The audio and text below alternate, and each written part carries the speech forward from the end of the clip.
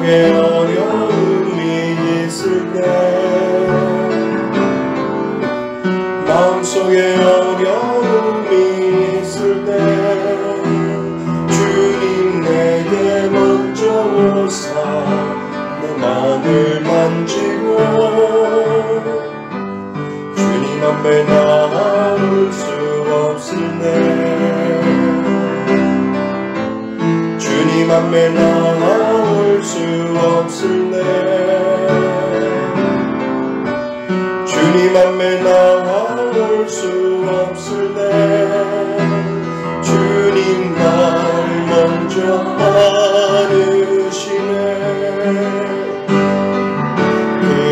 그럼에도 불구하고 날 사랑하시는 내 하나님의 사랑은 나의 모든 걸 넘고, 그럼에도 불구하고 날 안아주시는 내 하나님을 부를 때 아버지라 부르죠. 마음속에 어려움이 있을 때, 마음속에 어려움이 있을 때, 마음속에 어려움이 있을 때 주님 내게 먼저 오사 내 맘을 만지고 주님 앞에 나올 수 없을 때, 주님 앞에 나올 수 없을 때, 주님 앞에 나올 수 없을 때 주님 날 먼저 안으시네. 그럼에도 불구하고 날 사랑하시는 내 하나님의 사랑은 나의 모든 걸 넘고, 그럼에도 불구하고 날 안아주시는 내 하나님을 부를 내 아버지라고. 그럼에도 불구하고 날 사랑하시는 내 하나님의 사랑은 나의 모든 걸 넘고, 그럼에도 불구하고 날 안아주시는 내 하나님을 부를 내 아버지라. 우리 가슴에 손을 얹고 마음속에 어려움이 있을 때, 마음속에 어려움이 있을 때, 마음속에 어려움이 있을 때 주님 내게 먼저 오사 내 맘을 만지고 주님 앞에 나올 수 없을 때, 주님 앞에 나올 수 없을 때, 주님 앞에 나올 수 없을 때 주님 날 먼저 안으시네. 그럼에도 불구하고 날 사랑하시는 내 하나님의 사랑 나의 모든 걸 넘고, 그럼에도 불구하고 날 사랑하시는 내 하나님을 부를 내 아버지라. 그럼에도 우리 두 손을 들고 그럼에도 불구하고 날 사랑하시는 내 하나님의 사랑 나의 모든 걸 넘고, 그럼에도 불구하고 날 사랑하시는 내 하나님을 부르네 아버지라 부르죠. 우리 다 같이 일어서서 하나님 앞에 나아갑니다. 우리 손을 들고 고백합니다.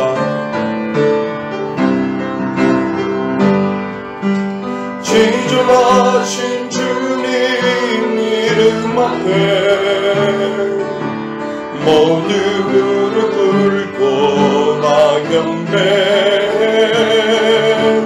거룩하신 주님 보좌 앞에 엎드려 절하세.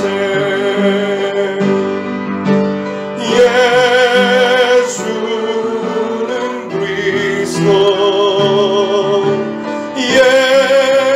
예수는 주 하나님의 영으로 경배드리리. 예수는 그리스도 예수는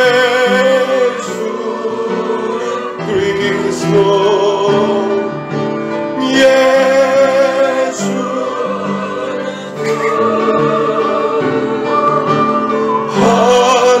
하나님의 영으로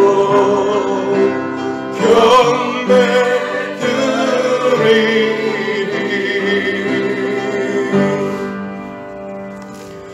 여러분들은 한 주간 동안 살면서 얼마나 하나님 앞에 정직하게 살았는지요. 우리는 한 주간을 뒤돌아보며 하나님 앞에 참회의 기도를 올려드립니다.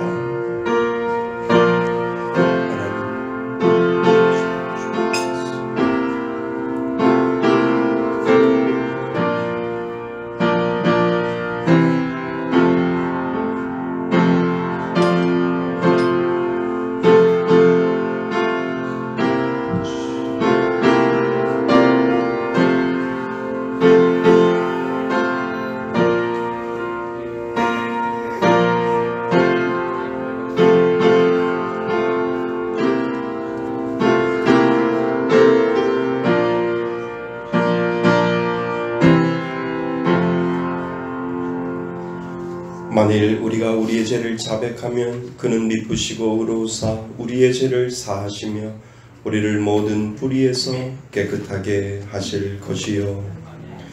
나는 전능하신 아버지 하나님 전지의 창조주를 믿습니다. 나는 그의 유일하신 아들 우리 주 예수 그리스도를 믿습니다. 그는 성령으로 잉태되어 동정녀 마리아에게서 나시고 본디오 빌라도에게 고난을 받아 십자가에 못 박혀 죽으시고 장사된 지 사흘 만에 죽은 자 가운데서 다시 살아나셨으며 하늘에 오르시어 전능하신 아버지 하나님 우편에 앉아 계시다가 거기로부터 살아있는 자와 죽은 자를 심판하러 오십니다. 나는 성령을 믿으며 거룩한 공교회와 성도의 교제와 죄를 용서받는 것과 몸의 부활과 영생을 믿습니다. 아멘. 다같이 자리에 앉으셔서 찬송가 254장 함께 부르시겠습니다.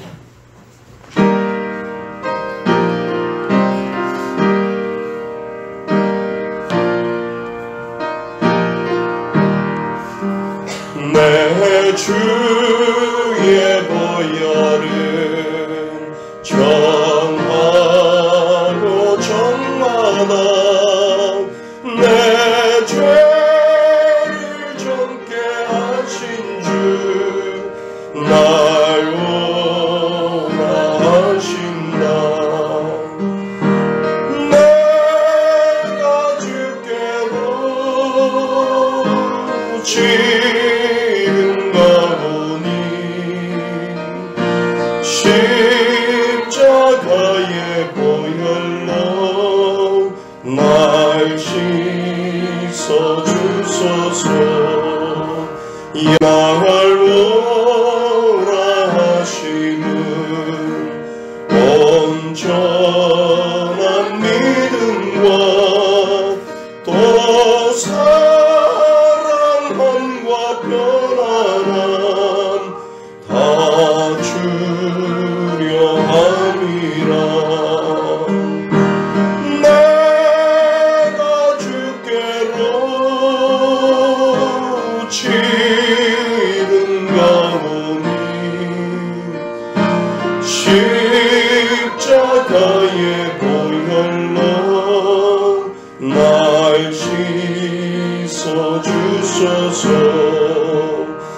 큰 죄인 못 받아 살 길을 얻었네. 한없이 넓고 큰 은혜 베풀어 주소서. 내가 주께로 지금 가오니 십자가의 보혈로 날 씻어 주소서. 그 피가 맘속에 큰 증거 됩니다. 내 기도 소리 들으사 다 허락하소서. 내가 주께로 지금 가오니 십자가의 보혈로 날 씻어 주소서.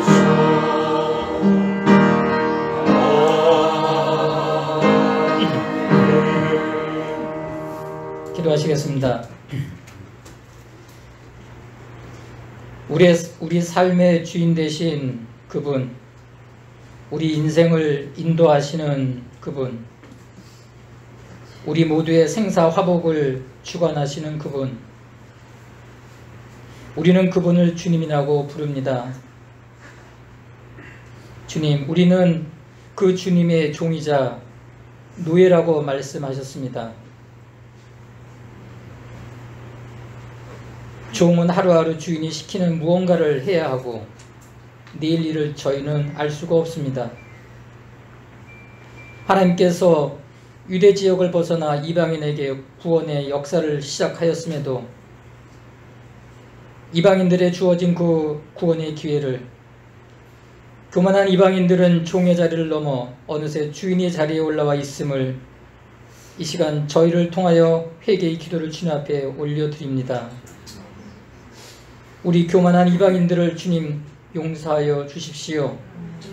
회개하는 자들에게 주의 보혈로 씻겨 주십시오. 주님, 여기 미미하지만 이곳에 겸손한 주의 종들이 모여 신령과 진정으로 예배를 올려드립니다. 세상의 어지러움 속에서도 예배를 끝까지 패하지 아니하고 지속시켜온 주님의 종들이 여기 모여 있습니다. 주님, 참으로 감사드립니다. 하나님께서 예비해 놓으신 말씀의 숲 공동체를 주님 품에 품으시고 강건하게 이 시간까지 인도해 주심에 더욱 감사드립니다.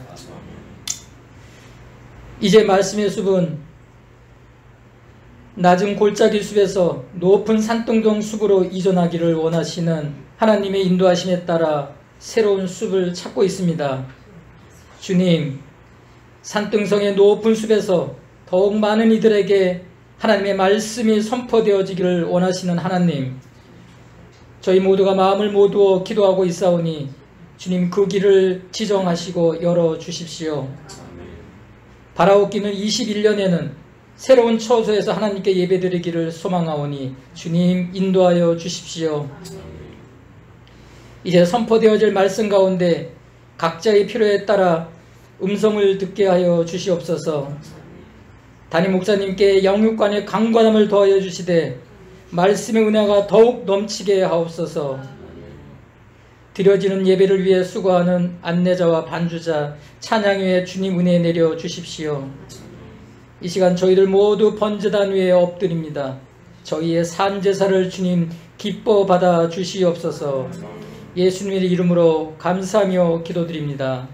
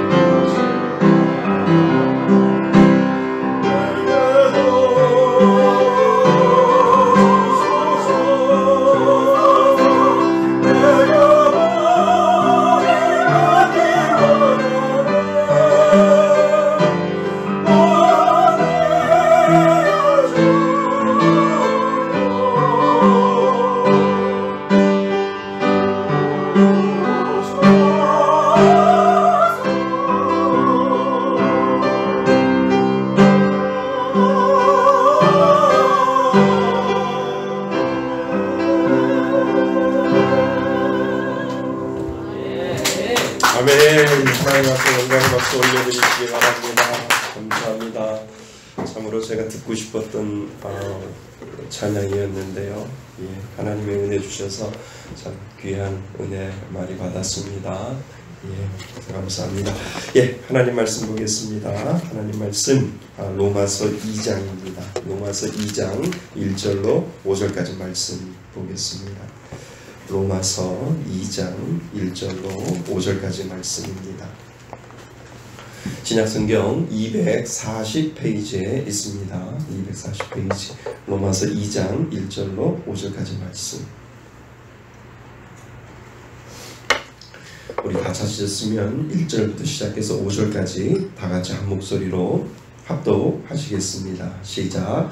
그러므로 남을 판단하는 사람아, 누구를 만론하고 내가 핑계하지 못할 것은 남을 판단하는 것으로 내가 너를 정죄함이니 판단하는 내가 같은 일을 행함이니라.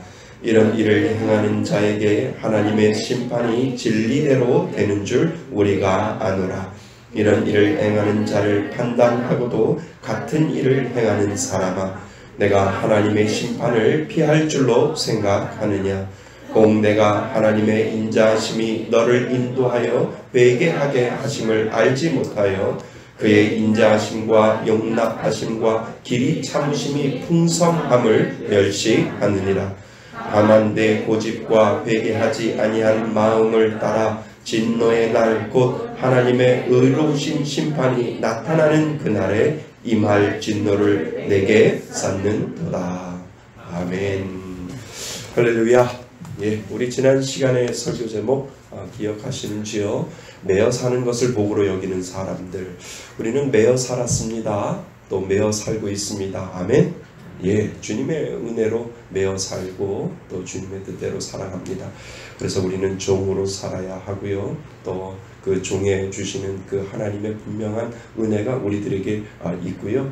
그러한 삶, 날마다 내 뜻을 주장하는 것이 아니라 하나님 앞에 설 때마다 우리는 능동태가 아니라 수동태의 인생을 살아갈 때 우리는 정말 하나님이 주시는 귀한 삶을 살아가게 되는 줄 믿습니다. 자, 우리 로마서 1장 1절 준비하시고 같이 한번 읽어보겠습니다. 시작. 예수 그리스도의 종 바울은 사도로 부르심을 받아 하나님의 복음을 위하여 택정함을 입었으니. 로마서 1장 1절 말씀. 아멘. 자, 시작. 예수 그리스도의 종 바울은 사도로 부르심을 받아 하나님의 복음을 위하여 책정함을 입었으니. 로마서 1장 1절 말씀. 아멘. 자, 시작. 예수 그리스도의 종 바울은 사도로 부르심을 받아 하나님의 복음을 위하여 택정함을 입었으니. 로마서 1장 1절 말씀. 아멘. 자, 이쪽 줄 한번 해보시죠. 준비 시작. 예수 그리스도의 종 바울은 사도로 부르심을 받아 하나님의 복음을 위하여 택정함을 입었으니. 로마서 1장 1절 말씀. 아멘. 자, 여기 다 준비 시작. 예수 그리스도의 종 바울은 사도로 부르심을 받아 하나님의 복음을 위하여 택정함을 입었으니. 로마서 1장 1절 말씀. 아멘. 이쪽은 밥을 챙겨주고 드시고 챙겨주셨는데 안 드셨고 예, 여기가 더 목소리가 크고 좋은데요. 예, 감사합니다. 예, 로마서 1장 1절 우리 지난 시간에 한 주간 동안 묵상을 했습니다. 오늘은 로마서 2장의 1절부터 5절까지 말씀을 같이 나눠보고자 합니다. 당분간 제가 로마서에 머물겠다고 여러분들에게 말씀을 드렸고요. 로마서를 통해서 정말 딱딱하지만 그 가운데 보화와 진주가 분명히 들어있는데요. 하나님께서 분명히 우리 말씀의 습교회를 통해서 머물라라고 하시는 분명한 이유가 있을 겁니다. 자, 우리 로마서 2장 1절에서 5절까지 말씀의 제목을 한번 읽어보겠습니다. 시작. 내 안에 숨겨진 것들. 다시 한번요. 시작. 내 안에 숨겨진 것들. 내 안에 숨겨진 것들, 사도 바울은 오늘 우리에게 감춰진 것, 분명히 우리가 알고 있는데 사도 바울은 다시 한번 우리를 들춰내고 있습니다. 들춰내면 아프죠. 들춰내면 기분 나쁘죠. 왜냐하면 알고 있는데 오픈해서 그 밖으로 드러내는 그 자체가 아픈데 아픈 이유가 분명히 있을 겁니다. 그래서 사도 바울은 우리들에게 로마서를 보면 1장부터 11장까지는 우리들의 죄의 부분을 다루고요. 그리고 복음의 부분을 다루고 그리고 나서 우리가 구원의 은혜를 이루는 모든 부분들까지는 로마서 11장까지 다루고 있고요. 그리고 나서 12장 1절부터 그러므로 형제들아 내가 너희에게 권하노니 하나님의 이름으로 너희의 모든 삶을 거룩한 산 제사로 드려라 라고 해서 12장부터 또 다른 부분을 우리들에게 설명하고 있습니다. 그래서 오늘은 우리들에게 어떤 죄 부분, 우리가 쉽게 죄를 지을 수 있는 부분을 사도 바울은 들춰내고 있는데 먼저 우리에게 그러한 것들이 분명히 있다라고 하는 것을 인정하셔야 하고요. 인정할 때 누가 보입니까? 하나님이 보이게 되는 거죠. 하나님이 보이게 되면 하나님 저 좀 도와주세요. 제가 이렇게 연약한 존재인데요. 하나님 힘밖에 없습니다. 라고 하는 우리들의 방향은 하나님 앞에 집중하게 되고 하나님 앞에 도움을 구할 수 있게 된다라고 하는 것을 오늘 말씀을 통해서 우리 자신을 다시 한번 비춰 보았으면 좋겠습니다. 군대 이야기를 해서 죄송해요. 군대에 가면 수송부라고 하는 부서가 있습니다. 이 수송부가 뭐냐면 부대의 모든 차들을 관리하고 이 배분하는 곳이 바로 수송부이지요. 그런데 제 기억으로 이 수송부의 군인들은 아침마다 하루를 시작할 때마다 외치는 구호가 따로 있는 것 같습니다. 멀리서 이 수송부의 부대원들이 소리를 짓는 그 구호가 아직도 제 기억으로는 생각이 생생하게 납니다.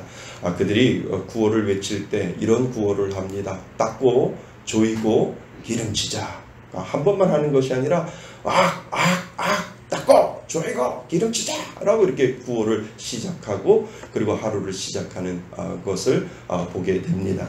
그러니까 수송부가 저희들의 다른 부대하고 다르게 그렇게 닦고 조이고 기름치자 라고 외치는 이유가 분명히 있을 겁니다. 자동차 사고를 줄이고요. 그리고 잘 사용하기 위해서는 매일 자동차를 점검하면서 나사가 풀려 있으면 그 나사를 조이고 또 더러운 곳은 항상 청결하게 하고 또 소리 나는 곳이 있으면 기름을 쳐서 부드럽게 해줘야 사고가 나지 아니하고 그리고 그 차량들을 오래 사용할 수 있기 때문에 그것이 일상생활 속에서 닦고 조이고 기름치자라고 하는 것이 그들의 삶 속에서 그대로 군생활 통해서 나타나고 있는 것을 보게 됩니다. 여러분 그러면 우리 마음은요, 우리 마음도 딱딱하고요, 우리 마음도 때로는 닦고 조이고 기름치면 사고가 일어나지 않겠지요. 매일같이 마음을 닦아내고 그리고 느슨했던 마음을 또 조이고 삐걱삐걱한 소리 나는 마음을 기름치면 참 좋겠다라고 하는 생각을 여러분들은 하지 않습니까? 여러분 우리들의 영혼을 닦고 조이고 기름치는 것은 무엇일까요? 우리는 다 알고 있습니다. 말씀이지요. 말씀이라고 하는 거울에 나를 정직하게 비추어보고 그 말씀 앞에 내 영혼을 제대로 세워놓고 그리고 벗겨보아야 나를 제대로 알 수 있지요. 그래서 우리 자신을 제대로 살펴보아야 하나님을 우리는 바라볼 수 있습니다. 그래서 사도 바울은 오늘 우리들에게 복음을 설명하면서 우리 안에 숨겨져 있던 죄의 모습들, 죄를 지을 수 있는 그러한 모습들을 다시 한번 우리들에게 들춰서 이야기해 주고 있는 부분이 바로 로마서 2장 1절부터 시작하는 우리들의 본성, 들춰내지 아니하는 그 본성을 사도 바울은 지금 들춰내고 있다라고 하는 것입니다. 사실 내 안에 숨겨진 것들을 알고 인정하면 인정할수록 제대로 하나님을 바라볼 수 있고, 그리고 신앙인, 좋은 신앙인이 되기 위한 밑거름이 될 수 있다라고 하는 것을 이 사도 바울은 로마서를 쓰면서 자신 스스로 그 밑작업을 하고 있다라고 하는 것을 우리들에게 보여주고 있습니다. 우리 안에 숨어있는 부분을 사도 바울은 들춰내고 있는데요. 첫 번째 무엇일까요? 첫 번째로 그것이 무엇인가 하면 판단이라고 이야기를 하고 있습니다. 남을 판단하기를 참 좋아한다 라고 하는 것을 먼저 로마서 2장 1절을 써내려가면서 이 사도 바울은 판단에 대해서 우리들에게 설명을 하고 있다라고 하는 겁니다. 그래서 우리가 아까 읽었던 1절 부분 다시 한번 볼까요? 1절 부분 한번 읽어보겠습니다. 시작. 그러므로 남을 판단하는 사람아, 누구를 막론하고 내가 빙계하지 못할 것은 남을 판단하는 것으로 내가 너를 정죄함이니 판단하는 내가 같은 일을 행함이니라. 아멘. 지금 사도 바울은 우리들에게 하나를 들춰내고 있는데, 우리들 본성, 우리들의 마음속에 우리들에게 감춰진 것들이 판단을 잘 한다라고 하는 것을 지금 들춰내고 있다라고 하는 거죠. 그러니까 우리 모습을 아주 단편적으로 보여주고 우리는 남을 판단을 잘 한다라고 하는 그 사실을 지금 들춰내고 있다라고 하는 거죠. 사실 자기 자신을 판단하기보다 남을 판단하기 쉽지 않나요? 저도 그런데요. 저도 저 자신을 판단하기보다는 남을 판단하기가 너무 쉬운데요. 그것이 우리 본성 안에 그대로 자동적으로 되어 있다라고 하는 것을 사도 바울은 지금 먼저 설명을 해주고 있다는 거죠. 우리가 여기서 중요하게 짚고 넘어가야 할 단어가 있는데, 그것이 바로 판단이다라고 하는 단어입니다. 그런데 그것 아세요? 이 판단이라고 하는 뜻 안에는 계속적인 의미가 그것에 들어있다는 거죠.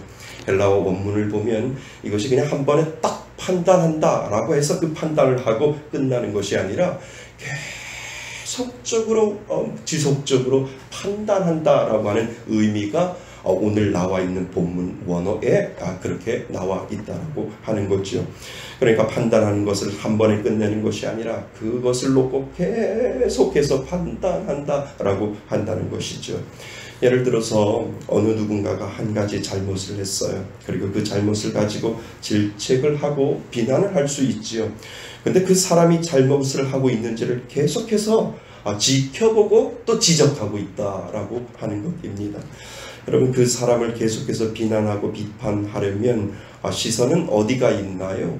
그 사람을 판단해야 하고 그 사람을 비판하려고 하면 시선은 나한테 있는 것이 아니라 그 시선을 판단하고 비판하기 위해서 그 사람한테 늘 고정되어 있고 그 사람한테 시선은 벗겨나지 않는다라고 하는 것이지요. 그래서 시선은 그 사람의 말과 행동, 일거수일투족을 주목해야 할 수밖에 없는 사실을 우리들에게 가르쳐주고 있다라고 하는 거죠. 그러니까 시선이 거기 있다는 말은 내 마음도 거기에 있다라고 하는 것을 우리들에게 가르쳐 주지요. 이런 사람이 교회 공동체 안에 분명히 있어요. 우리가 신앙생활을 하다 보면 우리의 공동체 안에도 여러분들이 신앙생활을 하다 보면 공동체 안에도 그러한 사람들이 분명히 있습니다. 당하는 사람도 괴롭겠고요. 그리고 그 일을 하는 사람에게도 영성에 있어서 좋지 않겠지요.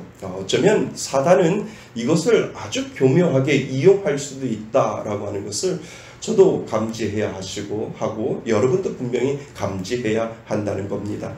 특히 믿음이 자라고 성장하면 할수록 지속적으로 판단하고 비판하는 것, 절대 믿는 사람이 해서는 안 될 행동. 왜냐하면 사단에게 내 마음이 빼앗기고 사단에게 내 시선이 빼앗길 수 있다라고 하는 것을 우리들에게 지금 가르쳐주고 있다라고 하는 것입니다.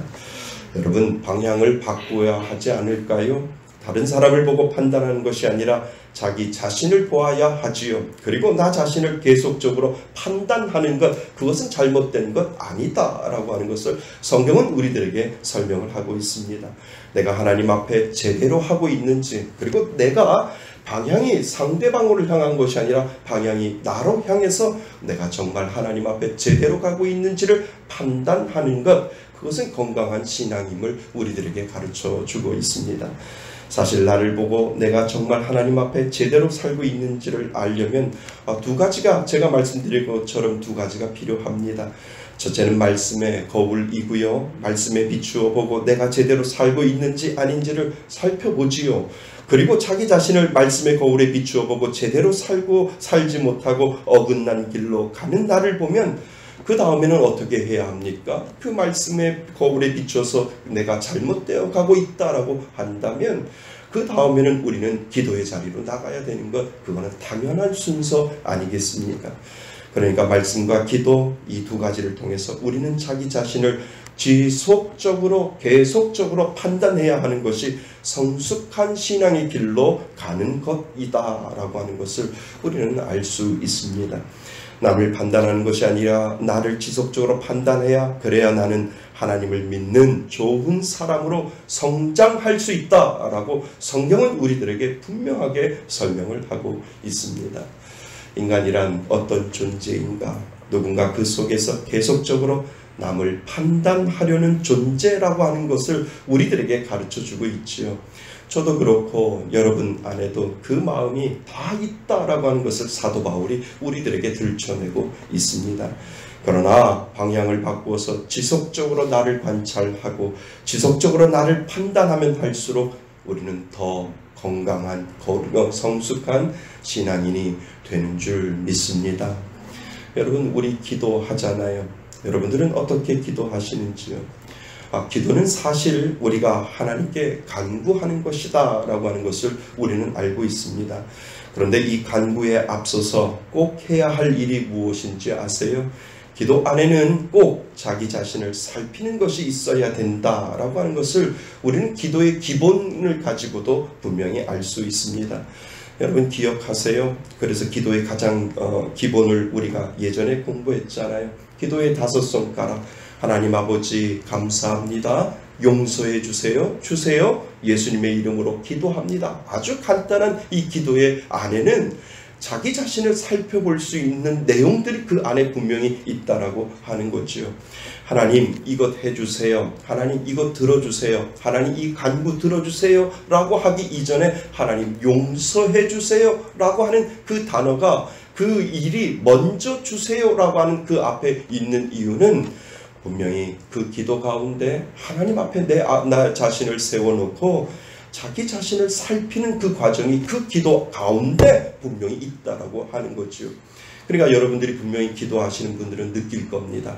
어느 날 마음이 아프고 어느 날 간구하는 그 마음이 있어서 주님 앞에 나왔는데 그 간구하는 기도로 들어가기도 전에 하나님은 계속해서 내 자신을 살펴보고 나에게 기도하라고 하나님께서 말씀하시고 그 가운데 하나님 앞에 간구하는 그 가운데까지도 가지도 못하고 내가 눈물 콧물 흘리며 하나님 앞에 자기 자신을 바라보고 자기 자신을 살피는 그 과정을 하루든 이틀이든 열흘이든 하나님께서 계속시킬 때가 분명히 있다라고 하는 사실을 기도하는 분들은 분명히 그 과정을 분명히 알고 있을 겁니다.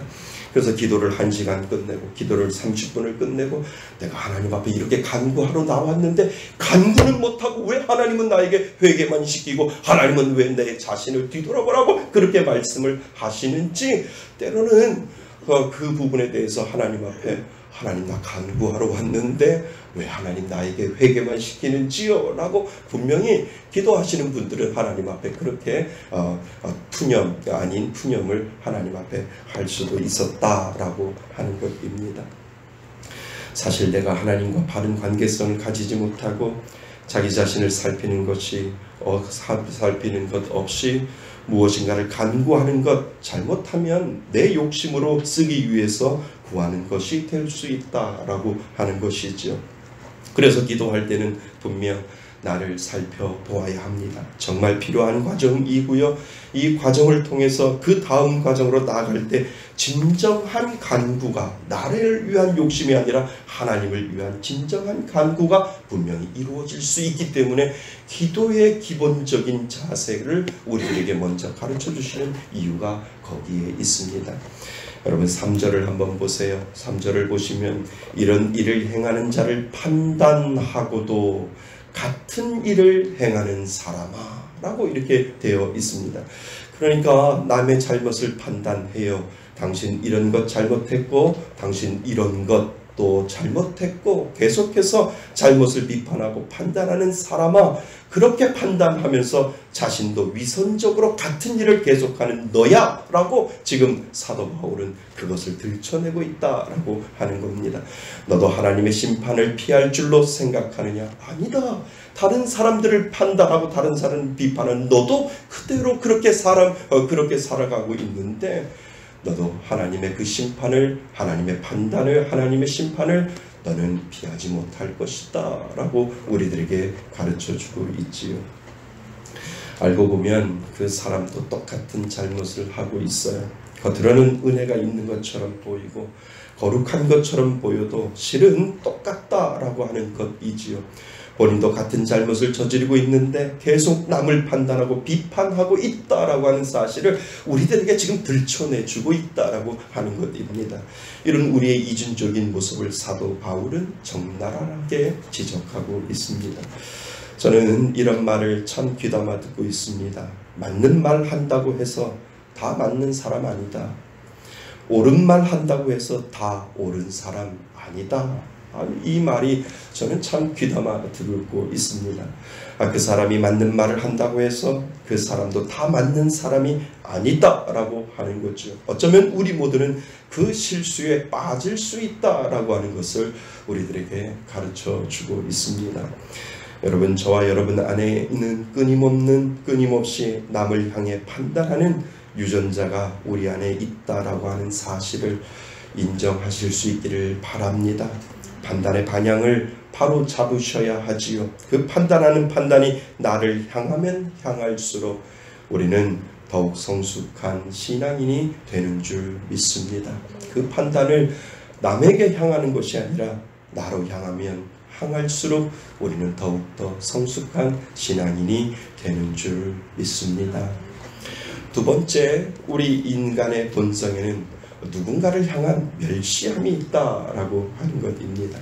우리 4절을 같이 한번 읽어볼까요? 4절입니다. 4절 시작. 혹 내가 하나님의 인자하심이 너를 인도하여 회개하게 하심을 알지 못하여 그의 인자하심과 용납하심과 길이 참으심이 풍성함을 멸시하느냐. 풍성함을 멸시하느냐라고 사도 바울은 지금 이야기를 하고 있다는 거죠. 여러분, 우리 안에는요 누군가를 자동적으로 멸시하게 되어 있다라고 하는 것입니다. 왜냐하면 사도 바울은 인간은 하나님도 멸시한다고 지금 4절 말씀에 되어 있잖아요. 하나님의 그 풍성함이 있고 하나님의 그 참으심이 있고 하나님의 그 인내하심이 있는데도 그 하나님의 그 풍성하심에 너는 하나님을 멸시한다라고 사도 바울이 지금 설명을 하고 있다는 거지요. 하나님도 멸시하는데 인간이 인간을 멸시하는 것, 그것은 당연한 것이다 라고 사도 바울은 설명을 하고 있습니다. 여러분, 이 멸시한다라고 하는 뜻을 보면 참 재미있어요. 그 뜻은 아래로라고 하는 뜻이 있고요. 그리고 판단한다라고 하는 뜻이 있습니다. 그러니까 아래로 판단한다라고, 사도 바울이 지금 멸시한다라고 하는 그 의미를 썼을 때는 그 뜻의 의미는 아래로, 그리고 판단한다라고 하는 의미가 그곳에 있다라고 하는 것이죠. 그러니까 멸시는 판단한다는 뜻보다 더 강도가 센 겁니다. 아래로 내려다 보기 때문에 무시한다는 의미가 그곳에 분명히 들어있다는 것이죠. 그런데 인간은 많이 배우면 배울수록, 많이 가지면 가질수록, 세상에 권세가 있으면 있을수록 인간은 사람도 자기 상식 이하로 당연히 생각하고, 그리고 하나님도 당연히 자기 상식 이하로 생각하고 여길 수 있다라고 하는 그 유전자가 우리들에게 다 가지고 있다라고 하는 것을 지금 사도 바울이 지금 들춰내고 있다는 것이지요. 그러니까 모든 사람 안에는 누군가를 멸시하는 멸시가 분명히 저에게도 있고 여러분에게도 있다라고 하는 사실을 인정하셔야 됩니다. 그래서 우리는 5절 말씀을 우리는 다시 한번 읽어보셔야 됩니다. 5절은 우리가 한 주간 동안 암기하는 내용인데요.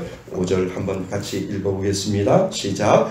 다만 내 고집과 회개하지 아니한 마음을 따라 진노의 날, 곧 하나님의 의로우신 심판이 나타나는 그날에 이 말 진노를 내게 쌓는도다. 아멘. 그러니까 이런 부분에 대해서 하나님께서 심판하신다라고 우리들에게 설명을 하는데, 그것이 뭐예요? 내 고집과 회개하지 아니하는 마음을 따라 그날에 이 말 진노를 내게 어떻게 한다고요? 쌓는도다. 분명히 우리들에게 설명을 하고 있다는 거죠. 여러분, 여기에서 내 고집이라는 말에 좀 집중을 했으면 좋겠습니다. 내 생각으로 남을 판단하고 멸시하는 그 마음이 내 안에 변하지 아니하는 고집이 되었다라고 하는 것입니다. 그러니까 여러분, 이 고집의 뜻이 뭔지 아세요? 우리 마음이 콘크리트 바닥처럼 정말 굳어 있다라고 하는 뜻이 이 고집 안에 들어있다라고 하는 것이지요. 정말 까딱딱하게 굳어 있어서 어떤 말을 해도 어떤 말씀에도 내 고집이 절대 흔들리지 않는 딱딱한 마음이다라고 하는 것이 이 고집이라고 하는 뜻 안에 분명히 들어있다는 거죠. 그런데 하나님의 말씀이 내 안에 채워지기 위해서는 내 안에는 있는 이 딱딱한 고집스러움을 내보내야만 하나님의 말씀이 들어올 수 있다라고 하는 것입니다. 어느 날부터 제가 끌고 다니는 자동차가 힘이 없어졌어요. 계속해서 가만히 있는데 RPM이 올라가고 확인해 보니까 이 자동차 엔진에 찌꺼기가 많이 끼어 있다라고 합니다. 기름때들이 엔진 부분에 딱딱하게 굳어 있대요. 그래서 자동차에 힘이 없고 연료 소비도 많이 된다고 합니다. 그래서 카센터에 가서 맡겨보려고 하니까 10만 원 정도 비용이 든다라고 이야기를 합니다. 요즘은 유튜브가 잘 나와 있잖아요. 자가 정비할 수 있는 내용도 아주 유튜브를 보면 잘 나와 있습니다. 유튜브에 보니까 3,000원이면 스스로 자가 정비를 할 수 있다라고 이렇게 되어 있어요. 저도 도전을 했습니다. 3,000원이 뭐냐 하면 엔진에다 뿌리는 청소하는 스프레이가 이 3,000원 돈 정도 되더라고요. 그러니까 자동차 본네트 뚜껑을 열고요. 그리고 엔진 환구를 분해하는 것이 좀 어렵지만 그래도 분해가 제 실력으로도 분해가 좀 되더라고요. 그래서 그것을 어렵게 분해하고 유튜브가 하라는 대로 했더니 정말 엔진하고 그 연결 이음새가 분리가 되더라고요. 그리고 엔진에 들어가는 입구에다 이 스프레이 3,000원을 주고 산 이 스프레이 한 통을 다 넣어야만 찌든 때와 그리고 거름은 기름때까지 다 내보낼 수 있다라고 유튜브에서 설명을 하더라고요. 그것도 엑셀을 계속 밟아서 자동차 배출구로 밟아야만 자동차 배출구로 나가야 된다고 그렇게 이야기를 합니다. 소리가 얼마나 크겠어요. 왕왕왕 하는 소리가 얼마나 큰지요. 소리가 너무 크지만 스프레이를 뿌리면 뿌릴수록 엔진에 붙어있는 검은 때부터 시작해서 이 찌든 때까지 이 모두 다 이 배출구, 자동차 뒤에 배출구로 계속 시커먼 연기가 되어서 빠져나가고 있는 것을 보게 되지요. 엄청 소리가 나는데 정말 스프레이를 다 뿌리니까 어느덧 엔진을 싸고 있던 찌든 때와 검은 기름때가 다 빠져나가게 되는 것을 확인하게 됩니다.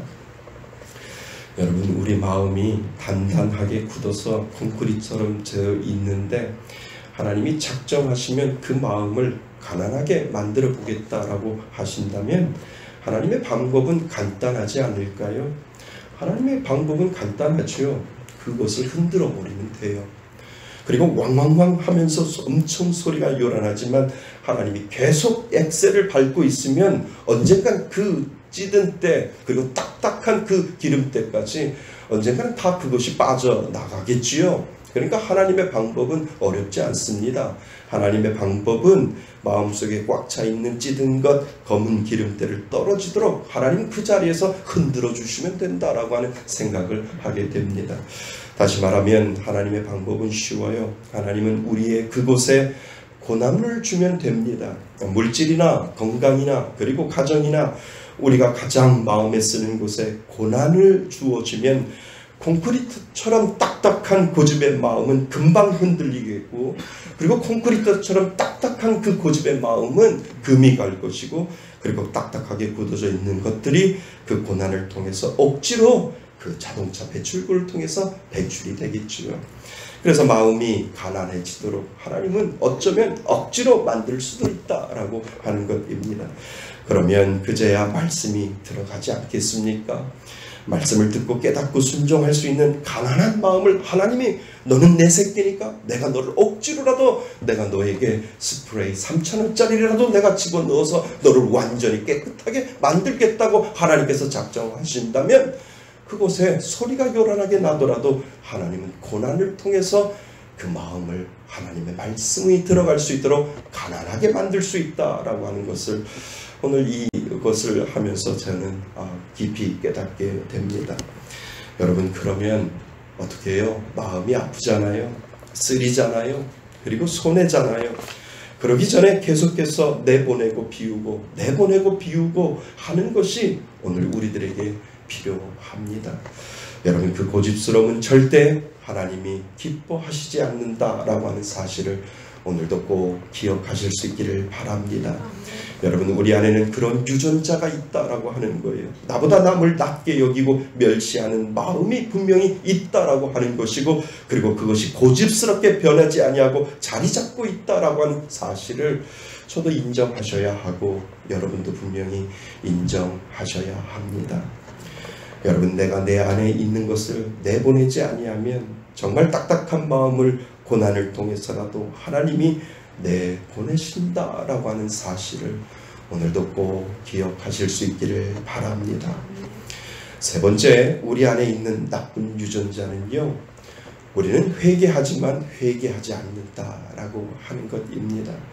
5절 말씀을 우리 다시 한번 볼까요? 5절 말씀에 보면 내 고집과 그리고 뭐예요? 회개하지 아니하는 마음, 회개하지 아니하는 마음이 분명히 우리에게 있다라고 하는 것을 사도 바울은 다시 한번 우리들에게 상기시켜주고 있다라고 하는 거죠. 여러분, 우리의 본성은요, 회개를 하지 아니해요. 그렇게 쉽게 자신의 잘못을 인정하지 않고요, 내가 잘못했다고 하지 않는다라고 하는 그 유전자가 우리들 안에 분명히 있다라고 하는 것을 사도 바울이 지금 가르쳐주고 있는 것이죠. 이 회개하지 않는다라고 하는 원어를 보면 아주 참 재미있어요. 회개하지 아니한다라고 하는 뜻이 뭐냐면 다르게 생각해보지 않는다라고 하는 의미가 그곳에 있습니다. 그러니까 회개는 다르게 생각해 본다라고 하는 거예요.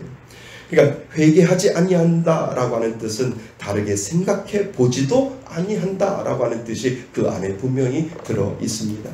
그러니까 회개는 다르게 생각한다라고 하는 말은 좀 더 깊이 말해보면 그것에 대해서 내가 아니라 하나님의 마음으로도 생각해 본다라고 하는 것이지요.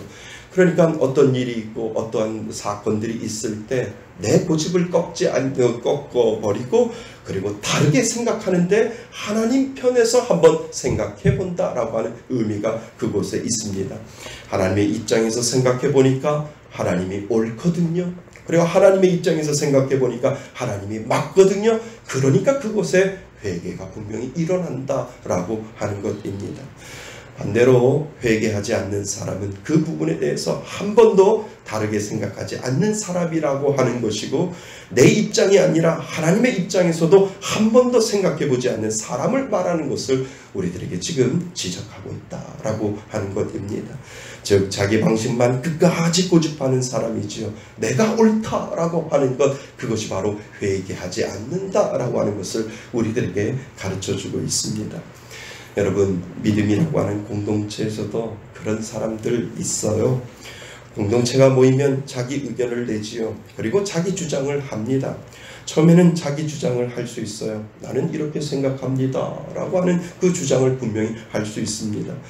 그러면 다른 사람이 저는 이렇게 생각합니다 라고 또 다른 사람의 주장을 이야기할 수 있습니다. 그러면 토론이 그때 이루어지는 것이지요. 일정 부분이 설득이 되기도 하고요. 그리고 일정 부분이 타협이 되기도 하고요. 그리고 의견 조절을 하고 나서 그러면 우리가 이런 것으로 최종적으로 결정을 내립시다 라고 해서 그 의견에 타협이 되고 의견이 조절이 되어서 결론적인 결론을 내어서 그 결론을 한마음으로 다 따라가게 되어 있다라고 하는 것이지요. 그런데 설득이 되건 설득이 되지 않건 누가 뭐라 해도 그것과 상관하지 아니하고 끝까지 자기 주장을 하는 사람, 그 사람이 바로 다르게 생각하지 아니하는 사람 아닐까라고 하는 것을 오늘 말씀은 우리들에게 가르쳐주고 있다라고 하는 거지요. 설득이 되든 설득이 되지 아니하던 내 상식과 내 경험은 이거이니까 나는 무슨 말을 해도 나는 타협할 수 있는 마음이 없고 무슨 이야기를 해도 나는 내 생각, 내 주장을 굽히지 아니할 거야 라고 한다면, 영적으로 본다라고 한다면 다른 생각을 하나님 편에서도 생각하지 못한다라고 해서 더 깊이 생각해 본다면 회개하는 마음이 없다라고 하는 것을 우리들에게 영적으로 지금 가르쳐주고 있다라고 하는 것입니다. 인간관계에서도 이런 사람 만나면 굉장히 피곤하지요. 왜냐하면 말이 통하지 아니하니까요. 내 주장이 맞고 내 경험이 맞고 내 지식이 맞다라고 한다면 정말 그런 분들하고 대화하는 것 여러분들도 힘들 것이고, 정말 여러분들이 그런 분들하고 설득을 해서 비즈니스를 한다라고 한다면 엄청 힘들 것이다 라고 하는 것을 여러분들은 세상을 살면서 그런 것을 경험할 겁니다.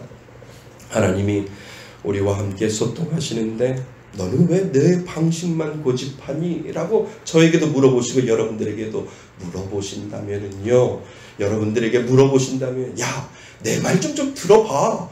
네 생각에만 하지 말고 내 편에서도 내가 네 하나님이잖아. 하나님 편에서도 좀 생각을 해봐. 네 고집만 지금 주장하지 말고 너는 왜 내 방식만 그렇게 고집하니? 라고 하나님께서 물어보신다면 우리는 정말 하나님 앞에 불경한 그러한 모습을 보이고 있지 않을까 우리는 생각해 볼 필요가 있습니다. 여러분, 그러니까요, 하나님이 막으실 때가 있어요. 막으시고 또 막으시고, 하나님 이상하게 고난을 주실 때가 있어요. 고난을 주고 또 고난을 주고, 하나님이 나에게 왜 이렇게 어려운 일들을 주실까라고 생각한다면 한 번쯤은 내 입장에서 생각하는 것이 아니라 하나님의 입장에서 나를 놓고 하나님을 생각한다면 하나님이 이해가 되고 그 하나님이 옳기 때문에 하나님 앞에서 우리는 회개할 수 있다라고 하는 것을 우리들에게 분명히 가르쳐주고 있다라고 하는 거죠. 왜 자꾸 나는 실패하지? 왜 자꾸 나는 고난이 오지? 나는 왜 자꾸 안 될까? 내 방식이 잘못되었나? 물론 잘못되었지요. 잘못되었으니까 그 고난을 통해서 하나님 깨달음을 주고 그 어려움을 통해서 하나님은 다시 한번 네 고집만 고집하지 말고 나를 생각해서 나도 생각해서 내 입장에서 한번 생각해 보라고 하나님께서 분명히 말씀하신다라고 하는 것입니다. 내 고집을 내려놓고 한 번쯤은 하나님 입장에서 하나님 방식으로도 생각해 보아야 하지요. 그것이 지혜잖아요. 내 방식만 고집하는 것이 아니라 하나님 방식으로 접근해야죠. 그래서 여러분, 우리 모두에게는 이것이 우리 안에 분명히 있다라고 하는 겁니다. 저에게도 엄청 많이 있고요. 여러분에게도 그 유전자가 분명히 있기 때문에 내 고집, 내 경험, 그 모든 것들을 내려놓지 아니하는 그러한 나쁜 유전자가 분명히 있다라고 하는 거죠. 그런데 성숙한 신앙인은 하나님의 입장에서, 그리고 하나님의 마음에서, 하나님 편에서 다시 한번 뒤돌아볼 수 있고 다시 한번 생각할 수 있다라고 하는 것을, 성숙한 신앙인은 그렇게 할 수 있다라고 하는 것을 우리들에게 가르쳐주고 있습니다. 회개한다 하지만 정말 회개하기 싫어하는 마음이 우리 안에 있다라고 하는 사실을 여러분 기억하실 수 있기를 바랍니다. 그래서 회개한다는 것은 내 거를 내려놓고 하나님 입장에서 생각해 본다는 것이고, 하나님 입장에서 생각하면 내 잘못을 스스로 깨달을 수 있고 돌이킬 수 있다라고 하는 사실을 여러분 믿을 수 있기를 바랍니다. 여러분, 하나님은 일방통행하는 사람, 말이 통하지 않는 사람을 보면 무엇인가를 쌓고 있다라고 하나님께서 우리들에게 5절 말씀 마지막 절에 우리들에게 설명하고 있는데, 그 마지막 절 5절에 보세요. 5절 마지막 절 한번 보세요. 그날에 임할 진노를 내가 어떻게 하고 있다고요? 쌓고 있다라고 우리들에게 분명히 말씀하고 있습니다. 여러분, 회개는 고집스러운 내 방식을 내려놓고 하나님 방식으로 생각한다라고 하는 것이고, 진정한 회개는 내게 있는 하나님의 진노를 내려놓게 한다라고 하는 사실을 여러분 꼭 기억하실 수 있기를 바랍니다. 사랑하는 성도 여러분, 우리는 우리 안에 감추어진 것이 있어요. 사도 바울은 오늘 그것을 조금 우리들에게 들춰낸 것뿐입니다. 남을 판단하기 좋아하는 마음이 그 유전자가 우리 안에 있고요. 멸시하는 마음이 우리 유전자 안에 그대로 남아 있고요. 그리고 회개한다 하지만 정말 회개하기 어려운 존재라고 하는 그 유전자가 저에게도 숨어 있고 여러분에게도 숨어 있다라고 하는 사실을 오늘 인정하실 수 있기를 바랍니다. 좋은 신앙인이 되기 위해서는 우리 안에 이 유전자가 있다는 것을 인정해야 하고요. 날마다 이 유전자를 닦아내고 그리고 조이고 그리고 기름치지 아니하면 우리는 늘 이 세 가지 때문에 무너질 수밖에 없고 세 가지 때문에 죄 가운데 빠질 수밖에 없는 사실을 오늘 우리들에게 가르쳐 준다라고 하는 사실을 기억하실 수 있기를 바랍니다. 여러분, 나를 바로 알아야 하나님을 바라볼 수 있습니다. 나의 못된 부분을 알면 알수록 우리는 하나님을 바라볼 수 있습니다. 그래서 그 못된 본성을 예수 이름으로 날마다 끊어버리는 그 연습이 닦고 조이고 기름치지 아니하면 내 마음은 여전히 딱딱해질 수밖에 없다라고 하는 사실을 오늘도 기억하실 수 있기를 바랍니다. 우리는 끊어낼 수 있습니다. 아멘. 끊을 수 있습니다. 아멘. 그것이 바로 하나님께서 성숙한 신앙인으로 가는 길임을 우리들에게 사도 바울을 통해서 가르쳐 주신 줄 믿습니다. 이 세 가지, 내 안에 숨겨져 있는 이 세 가지를 꼭 기억하셔서 정말 하나님만을 바라보며 살겠습니다 라고 하는 그 믿음의 고백을 하실 수 있기를 바랍니다. 그 은혜로 다짐하고 살아가시는 저와 여러분이 되시기를 주님의 이름으로 축원드립니다. 아멘. 오늘 주시는 말씀을 가지고 우리 정말 솔직하게 하나님 앞에 고백하실 수 있기를 바랍니다.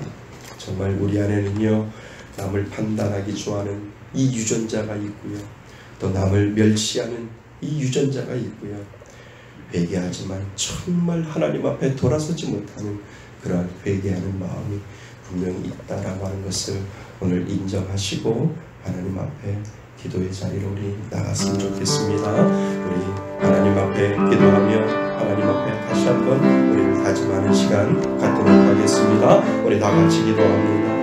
하나님 아버지, 사도 바울이 우리에게 다시 한번 우리 자신을 되돌아볼 수 있도록 만들어 주셨습니다. 하나님, 우리를 용서하여 주옵소서.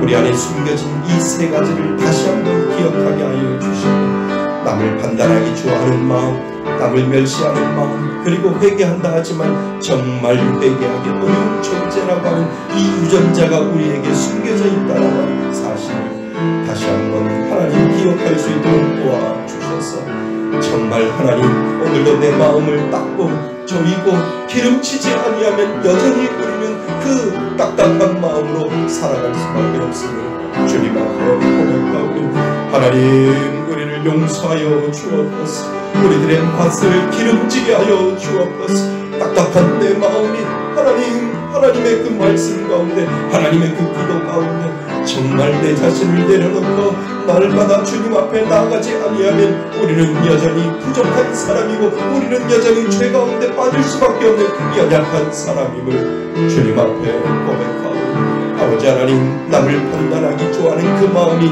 나를 향하게 할 수 있도록 도와주시고, 하나님 멸시하는 그 마음과 그리고 회개한다 하지만 회개하지 아니하는 이 마음을 주님께로 가져다가 온전히 하나님 앞에 회개할 수 있는 믿음의 사람들로 만들어 주셔서 하나님의 은혜 가운데 머물게 하여 주시고, 정말 나를 바로 알아야 하나님을 바라볼 수 있는 그러한 믿음의 연약한 존재이오니 하나님을 은혜로 바라보며 믿음으로 나아갈 수 있는 귀한 은혜 허락하여 주옵소서. 하나님, 우리들에게 그 은혜 허락하여 주셔서 죄 있는 곳에 가지 않도록 도와주시고 죄의 마음이 있지 않도록 도와주셔서 늘 은혜의 자리에 머물 수 있는 하나님의 자녀 되게 하여 주옵소서. 고마우신 하나님, 그렇습니다. 사도 바울이 우리들에게 감춰져 있는 것, 그리고 우리가 고백하지 못했던 것 사도 바울이 들춰내어 주어서 하나님 우리들의 마음이 부끄럽음을 주님 앞에 고백합니다. 하나님 우리들의 유전자에는 남을 판단하기 좋아하고 더 심하게 남을 멸시하는 그러한 유전자가 우리 안에 들어있고, 그리고 회개한다 하지만 정말 회개하기 어려운 유전자가 우리들 안에 들어있음을 주님 앞에 먼저 고백할 수 있도록 도와주시니 감사드립니다. 하나님 날마다 우리들의 마음을 닦고 조이고 기름칠 수 있는 그러한 말씀과 기도가 우리들 가운데 살아 역사할 수 있도록 도와주옵소서. 말씀의 거울로 비춰지지 아니하면 우리는 닦을 수 없고, 우리는 좋을 수 없고, 우리는 기름칠 수 없음을 주님 앞에 고백하오니 날마다 말씀이 우리의 지름길이 되게 하여 주시고 말씀이 우리의 나침판이 되게 하여 주셔서 우리들의 마음이 늘 주님 앞에 바로 서 나갈 수 있도록 인도하여 주옵소서.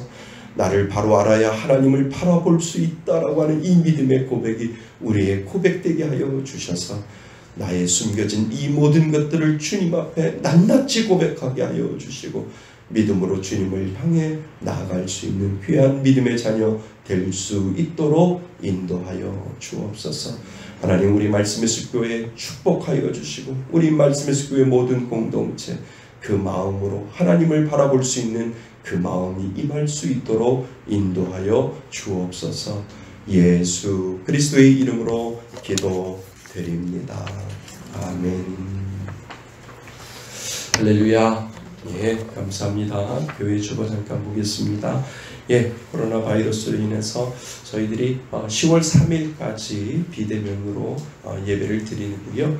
그리고 나서 10월 그 다음 10월 3일 다음부터는 아마 코로나가 많이 진전이 되어서 모든 부분들이 회복될 겁니다. 새벽 예배, 그리고 수요 예배, 그리고 금요 철야까지 요번에 추석을 잘 방역을 잘 해서 넘기면 아무 문제가 없으면 이제 2.5단계에서 2단계로 풀렸고요. 그래서 2단계에서 좀 더 내려가면 이제 저희들이 정상적으로 예배를 드릴 수 있기 때문에 여러분들 기도 많이 해주시고요. 그래서 기도하시고 토요 전도까지 저희들이 할 수 있도록 여러분들이 기도해 주시기를 바랍니다. 정부의 권고사항으로 300명 이하의 교회는 20명까지 예배를 드릴 수 있다고 해서 저희들은 문제될 거가 없고요. 열심히 잘 예배를 드리고 있다라고 하는 사실을 기억하시길 바랍니다. 추석 명절이 다가옵니다. 또 한 주간 동안 여러분들 시골을 또 가시는 분들, 가야 되시는 분들도 있고요. 그리고 이번에는 코로나로 인해서 집에 머무는 분들도 분명히 있는데요. 따스한 명절 보내시기를 바라고요. 믿는 사람들의 그 본분을 잊지 않았으면 좋겠습니다. 그래서 추석 가정 예배지를 뒤에다가 좀 준비를 했습니다. 그 예배드리는 인원수를 생각을 해서요. 믿음으로 좀 많이 가져가셨으면 좋겠습니다. 설교문은 짧게 제가 해 놓았는데요. 혹시 가서 설교를 하겠다라고 하면 그 골격을 가지고 여러분들이 살을 붙여서 가정을 위해서 축복 기도해 주시면 되고요. 그리고 설교 끝나고 기도하시고요. 그리고 기도하고 난 다음에는 가정이 다 한 목소리로 민수기 6장 25절 여호와는 내게 복을 주시고 라고 하는 그 부분을 제가 축복문으로 넣어 놓았습니다. 그래서 믿는 사람이든 믿지 않는 사람이든 같이 가족들이 그것을 같이 한번 큰 소리로 읽었으면 좋겠습니다. 그래서요 뒤에 제가 추석 예배, 오전 예배 드리는 그 소식지를 만들어 놓았으니까 많이 좀 가져가셔서 또 예배를 좀 빠지지 아니하시고 하나님 앞에 예배를 드렸으면 좋겠습니다. 교회 이전을 위해서 계속해서 기도해 주시기 바랍니다. 하나님이 어느 곳으로 인도하실지 때로는 하나님이 좋은 길로 인도하시면서도 또 때로는 우리들에게 기도하라고 하나님께서 말씀하시는데요. 기도의 힘이 필요합니다. 흩어지는 마음이 아니라 성령으로 하나가 되는 그 마음을 하나님께서는 우리들에게 그것을 요구하십니다. 그래서 하나님께서 그 임계점을 보시는 것 같아요. 그래서 여러분들이 기도의 임계점이 딱 다다르면 하나님이 됐다라고 하면, 하나님 우리는 아직 안 됐는데요 라고 해도 하나님이 됐다라고 하면 하나님 분명히 열어주실 줄 믿습니다. 그래서 여러분들 기도의 끈 놓지 마시고요, 계속해서 교회 이전을 위해서 기도해 주시길 바랍니다. 시편 강독 24편까지 마쳤습니다. 지금도 늦지 않았습니다. 제가 교회 카페에다 다 올려놓았기 때문에 그거 보고 답을 적어서 보내주시면 24편까지 그래프에 제가 올려서 여러분들에게 보내드릴 겁니다. 여러분들 시편 강독, 우리가 수요 예배 금요철에도 비대면 때문에 드리지 못하지만 이 시편 강독을 통해서 여러분들이 매일같이 마음속에 하나님의 말씀으로 무장했으면 좋겠습니다. 지난번에도 말씀드렸듯이 교회 예배시랑 녹화해서 홈페이지에 올려놨으니까 여러분 참조하시고 댓글 좀 많이 달아주시고요. 일일 1시간 기도 운동에 꼭 참여하셔서 내가 교회는 나오지 못해도 또 집에서 1시간은 내가 하겠다라고 다짐하시고요. 1시간을 채우지 못하면 오전에 30분 일찍 일어나서 30분 하시고 또 저녁에 주무시기 전에 30분 해서 교회를 위해서, 우리 성도를 위해서 기도하겠다라고 여러분들 좀 다짐하셔서 한 마음이 되어서 기도하셨으면 좋겠습니다. 김일수 권사님이 어제 이사를 하셨습니다. 우리 수고하셨는데 우리 박수 한번 쳐드릴까요? 고생하셨다고요. 수고하셨고요. 여러분들 공동체 안에서 서로 관심 갖고요. 또 공동체 안에서 기도하는 것, 이것이 우리들의 본분이고요. 서로 사랑하고 돌봐주고 이런 것들이 우리 공동체에서 꼭 필요합니다. 그래서 우리 김일수 권사님 아주 피곤하실 텐데 못 나오시나 했는데 그래도 주의를 지켜야 되겠다라고 해서 여러분들 김일수 권사님 나오셨고요.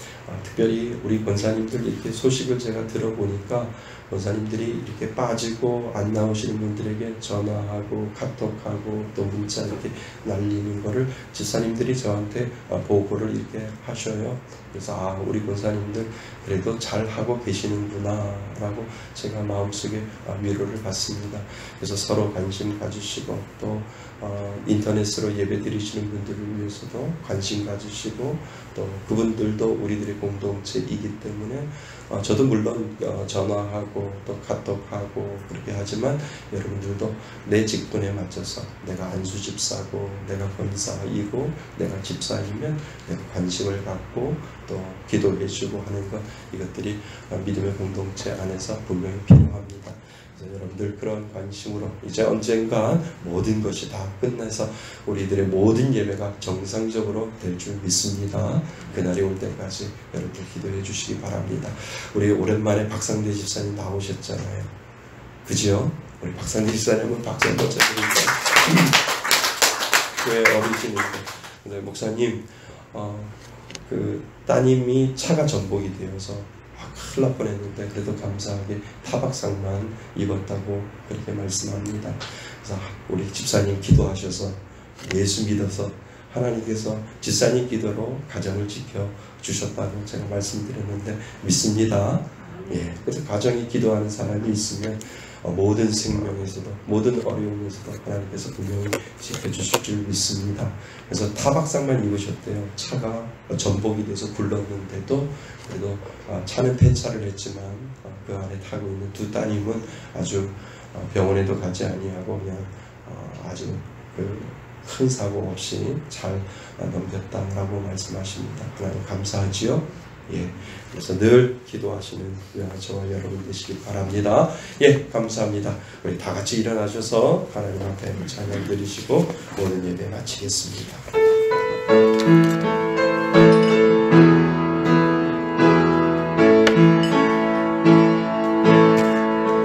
나의 모든 행실을 주여 기억하시고 바른 길로 인도하소서.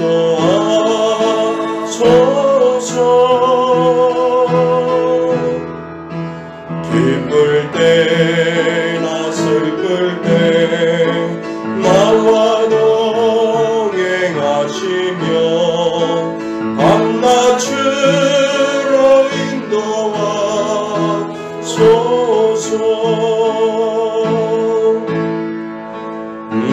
나의 모든 실수를 주여 용서하시고 바른 길로 인도하소서.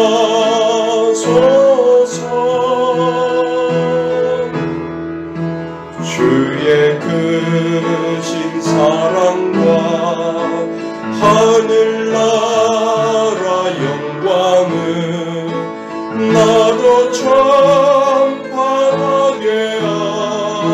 하소서. 이 땅 위의 모든 것 마지막 날 될 때에 주여 나를 받아주소서.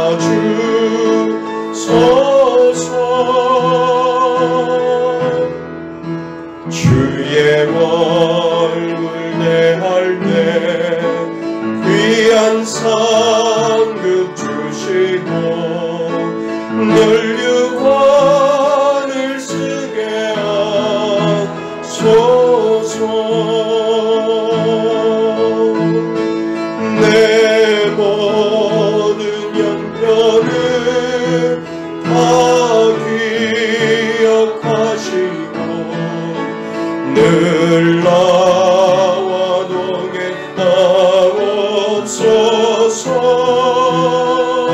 동행하옵소서. 나의 생명 주 앞에 남김없이 드리니 주여 나를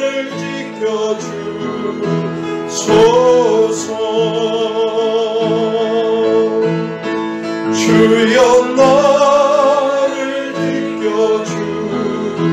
지켜주소서. 하나님 아버지 감사합니다. 주님 앞에 나올 때 빈손으로 나오지 아니하고 하나님 앞에 예물 가지고 나왔습니다. 하나님 정성 들여 드린 이 예물 가운데 쓰여지는 곳마다 하나님의 영광이 드러나게 하시고 하나님의 이름이 나타날 수 있도록 인도하여 주옵소서.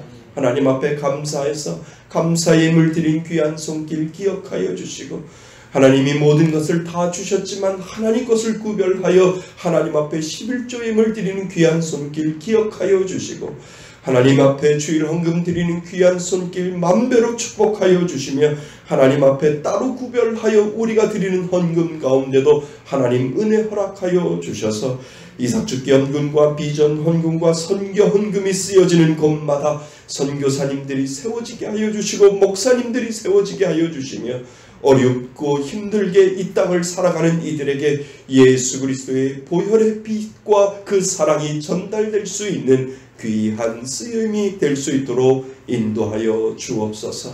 하나님 온라인으로 헌금을 하는 귀한 손길들 축복하여 주셔서 코로나로 인하여 이곳에 나오지 못하지만 그 마음은 하나님의 성전에 있기에 하나님 그 마음을 기억하여 주셔서 동일한 은혜 허락하여 주시고 동일한 은혜로 하나님 축복하여 주옵소서.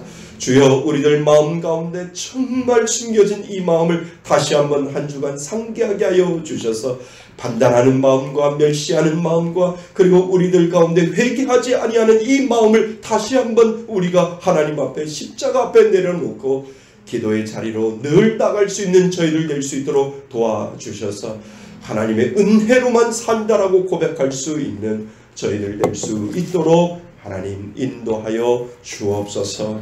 이제는 우리 주 예수 그리스도의 은혜와 아버지 하나님의 사랑과 성령님의 교제하심과 교통하심이 오늘 말씀을 듣고 그 말씀대로 하나님 앞에 고백하며 살고 하나님의 뜻대로 믿음대로 살겠다고 고백하며 하나님 앞에 다짐하는 그리고 인터넷으로 예배드리는 하나님의 자녀들 머리 위에 하나님의 크신 은혜가 지금부터 영원토록 함께 있을지어다.